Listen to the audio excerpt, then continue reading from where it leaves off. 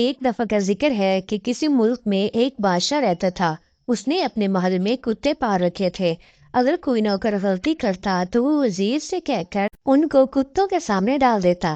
نوکروں میں سے ایک نے غلطی کی تو بادشاہ کو بہت غصہ آیا، چنانچہ اس نے وزیر کو حکم دیا، نوکر کو کتوں کے سامنے پھینک دیا جائے۔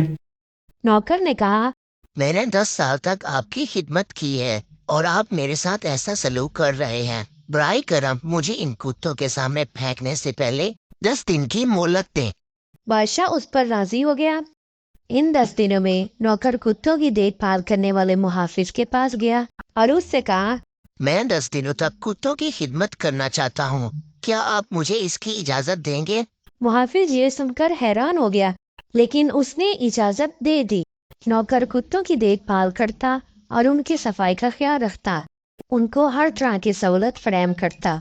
جب 10 دن پورے ہوئے تو بادشاہ نے وزیر کو حکم دیا، اس نوکر کو سزا کے لیے کتوں کے سامنے ڈال دیا جائے۔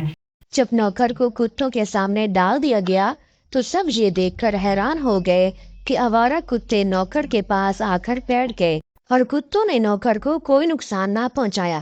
بادشاہ جو کچھ دیکھ رہا تھا اس پر حیران ہو کر بولا، میرے کتوں کو کیا ہو گیا ہے؟ نوکر نے جواب دیا، میں نے کتوں کی صرف 10 دن خدمت کی ہے اور وہ میری خدمت نہیں بھولے، لیکن میں نے آپ کی 10 سال خدمت کی اور آپ میری پہلی غلطی پر سب کچھ بھول گئے۔ بادشاہ کو اپنی غلطی کا احساس ہو چکا تھا۔ اس نے وزیر کو حکم دیا کہ نوکر کو آزاد کر دیا جائے۔ پیارے بچوں، اس کہانی سے ہمیں یہ سبق ملتا ہے کہ کسی کی ایک غلطی کی وجہ سے اس کی تمام اچھائیوں کو نہیں بھولنا چاہیے، بلکہ اسے معاف کر دینا چاہیے، کیونکہ انسان کتوں سے بہتر ہے، بدتر نہیں۔